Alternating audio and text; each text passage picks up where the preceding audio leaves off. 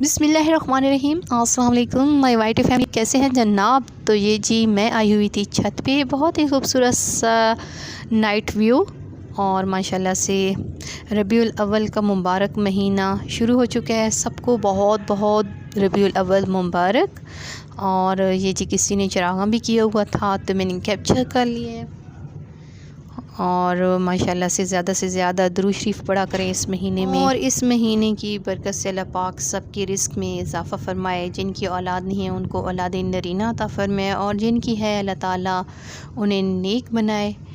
और जी teacher day मनाया जा रहा था तो बच्चों ने कार्ड बनाए थे, तो मैं फिर इनको ऊपर ये जी डेयरी मिल्क लगा के दे रही थी। और जब बच्चे स्कूल से वापस आए तो फिर मैंने उनसे पूछा कि हाँ जी सुनाएं, मैम को कार्ड दिए थे।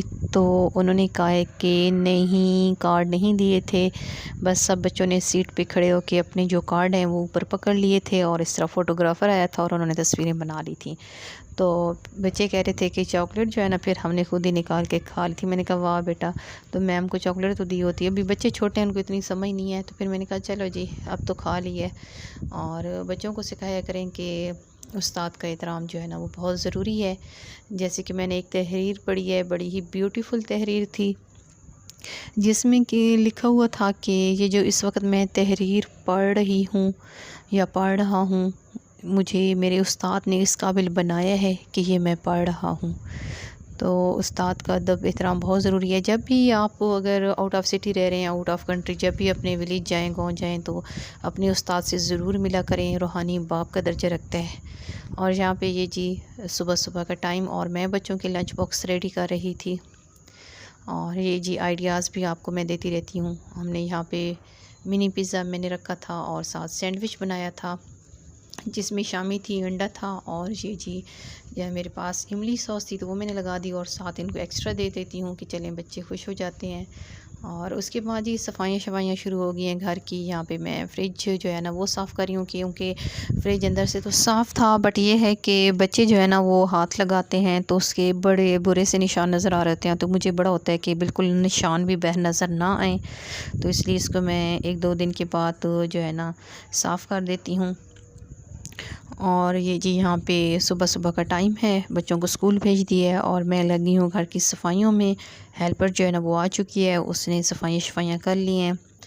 और अब मैं जी किचन में जाऊंगी, और आज मैं बना रही हूँ जेली फ़ालूदा की रेसिपी दे रही हूँ। तो वो मैंने किचन में जो है ना हल्की आंच पे दूध जो है ना चढ़ा दी है। और साथ दो मैं आइसक्रीम भी खुद ही बनाऊंगी, और उसकी भी रेसिपी दूंगी कि आइसक्रीम अगर आपके पास अवेलेबल नहीं है तो आप खुद घर में कैसे कुल्फ़ा आइसक्रीम जो है ना वो रेडी कर सकते हैं। ये जी पीछे से आज बहुत गंदा हो रहा था तो यहाँ से भी मैंने हेल्पर से सफाई करवा ली थी। ये भी नीट एंड क्लीन हो गया है, हेल्पर मेरी जा चुकी है, सफाइयाँ हो चुकी हैं। अब मैं किचन में जाऊंगी और किचन के जो अमूर हैं वो सर अंजाम दूंगी। और ये जी मैं जा रही हूँ किचन में, और किचन जो है ना माशाल्लाह से नीट एंड क्लीन मैंने कर दी है। और यहाँ पे जी फ़ालूदा के लिए ये वाला दूध जो है ना इसमें फ़ालूदा भी डाला हुआ है, बिल्कुल हल्की आंच की हुई है। ये यहाँ पे रेसिपी रेडी हो रही है। तो जी थोड़ी देर के बाद आके मैंने स्पून भी चला देना होता है और दिखा देती हूँ कि ये स्टेज पे पहुँच चुके हैं। और यहाँ पे कुल्फ़ा पिस्ता आइसक्रीम भी साथ में रेडी कर रही हूँ। ये जी बड़े ही मज़े की, बहुत मज़े की बन के रेडी हुई थी। और फ़ालूदा जो है ना वो ज़बरदस्त लाजवाब बन के रेडी हुआ था, जेली फ़ालूदा। और ये जी गार्निश के लिए मैंने साथ काट के रख दिए हैं। और ये बिहाइंड द रेसिपी चल रहा है। ये जी आप भी देख लें कि मुश्किल किस तरह रेसिपी जो है ना वो रेडी कर रही होती है। और ये था मेरे पास जेली फ़ालूदा, और साशे भी इसके जेली फ़ालूदा है तो साशे इन्होंने जेली के अंदर दी होती है। 1 कप पानी और डाल के जो है ना इसके मेजरमेंट का जेली का जो है ना बड़ा ख्याल रखना पड़ता है। पानी अगर ज़्यादा हो गया तो जेली जो है ना वो आपकी बिल्कुल ही ठीक नहीं बननी। तो मेजरमेंट का आपने ज़्यादा ख्याल रखना है। 1 कप पानी अगर वो कह रहे हो तो 1 कप पानी ही डालना पड़ता है, तो उससे जो है ना जेली आपकी परफेक्ट बन के रेडी होगी। और ये एक साशे था वो मैंने डाल दिया था, पानी अच्छी तरह से गर्म कर लिया था, उससे जो जेली है ना माशाल्लाह से बड़ी ही थिक सी रेडी होती है, रन्नी नहीं होती, क्योंकि रन्नी जो होती है ना वो बिल्कुल ही सही नहीं रहती और टूट जाती है। मैंने वैसे रेसिपी दी हुई है। और यहाँ पे जेली की लंच टाइम हो चुका था, और लंच टाइम में मैं बना रही थी यहाँ पे आलू गोश्त बनाया था, जो कि माशाल्लाह से बड़ा ही मज़े का, शादियों वाला जो सालन नहीं होता उस तरह की इसकी खुशबू आ रही थी, और बहुत ही मज़े का बन के रेडी हो था। और यहाँ पे मैंने उल्टे तवे पे, ये जी आजकल बड़ा ही शौक़ चढ़ा हुआ है हमें, चपातियाँ बनाई थी। और ये तवे की रोटियाँ खा खा के तंग आ चुके हैं, तो ये मैं बना लेती हूँ। और साथ ही मुझे जो है ना लस्सी के बगैर थोड़ा अच्छा नहीं लग रहा था। मैंने कहा ये जी अगर गोश्त आलू गोश्त बना है तो उसके साथ लस्सी मस्ट है। तो ये बड़ी मज़े की लग रही थी, मैंने बना ली थी। ये घर में सिर्फ मैं ही पीती हूँ और जी सबको एलर्जी है, किसी को अच्छी नहीं लगती। और यहाँ पे ये जी आप देख सकते हैं कि मैं इस वक्त छत पे आई हूँ और पौधों को मैं पानी पौधे तो यहाँ पे कोई भी नज़र नहीं आ रहे। ये जी मैं पौधों के लिए जो है ना ज़मीन जो है ना वो तैयार कर रही हूँ। और इसमें मैंने ये अंडों के छिलके, लीमू के छिलके और जिस चीज़ के छिलके मुझे मिलते हैं वो मैं डाल देती हूँ, जो नहीं भी डलने होते वो भी डाल देती हूँ। जैसे सेब वगैरह के छिलके भी मैं कहती हूँ चलिए ये भी डाल दें। ये अक्सर मैं गोश्त वगैरह का ये मैंने सुना हुआ है कि अगर पानी भी डालें तो उससे पौधे वगैरह अच्छे होते हैं, वो भी मैं डाल देती हूँ। पत्ती मैं डाल देती हूँ पौधों में, मतलब जो मैं इस वक्त पौधों के लिए ज़मीन तैयार कर रही हूँ। और इसके अलावा मैं प्याज और लहसुन के छिलकों के अलावा जो छिलके मुझे अवेलेबल होते हैं, सब्ज़ी वगैरह बना रहे होते हैं, तो वो मैं आके इसमें छोटे-छोटे करके डाल देती हूँ। तो ये खाद का काम देते हैं और माशाल्लाह से जो आगे वेज वगैरह जो मैं कोई चीज़ भी अगर उगाऊँगी ना तो वो उससे उसकी ग्रोथ अच्छी होगी। क्योंकि बगैर खाद के हम डाल रहे होते हैं तो ये इनके लिए खाद का काम देते हैं। और यहाँ पे मैं आ चुकी थी किचन में और किचन में मैंने जो पहले व्लॉग लगाया था उसमें मैंने पहले ड्रॉअर जो थे उसको सफाई की थी और अब ये जी दूसरी मैंने खोली हुई है, इसकी आज दूसरा दिन है तो दूसरी की सफाई कर रही हूँ। ऐसे ऐसे जी लगे रहते हैं और ये जी तीसरा जो है ना वो ऑलरेडी सेट ही रहता है। जो चीज़ें हमने निकालनी होती हैं वो धो के दोबारा इधर ही हम सेट कर देती हूँ।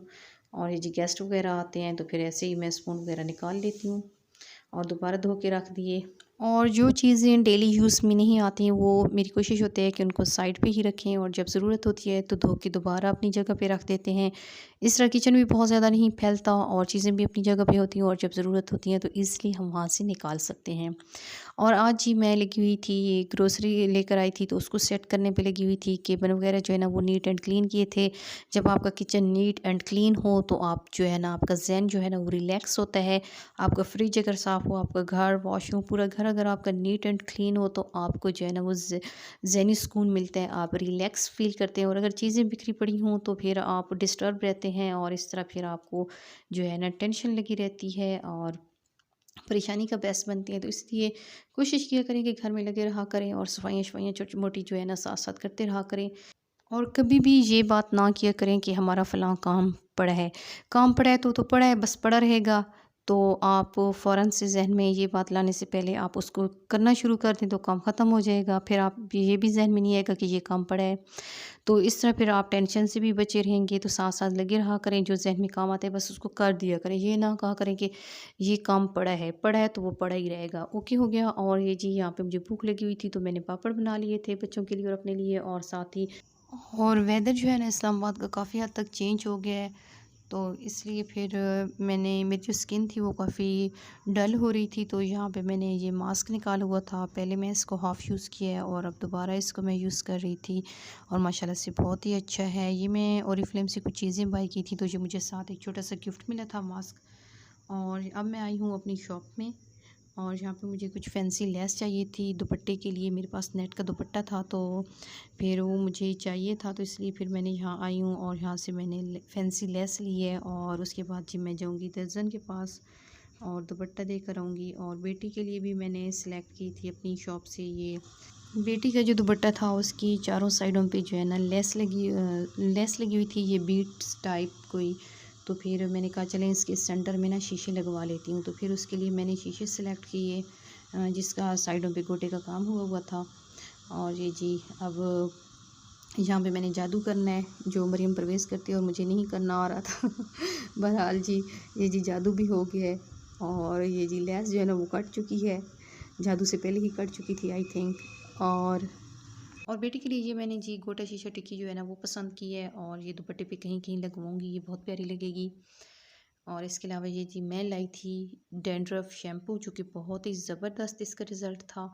क्योंकि सर्दियाँ शुरू हो गई हैं तो सर में ये जो डैंड्रफ वगैरह का प्रॉब्लम है ना बहुत ज़्यादा आम हो जाता है। तो अगर किसी के साथ ये मसला है तो ये आप लोगों ने ज़रूर यूज़ करना है। बहुत ही ज़बरदस्त था, इसका मैं रिव्यू आप लोगों को यूज़ करने के बाद दे रही हूँ। बहुत मतलब मैंने एक दफ़ा लगाया है और काफ़ी हद तक फ़र्क पड़ गया है।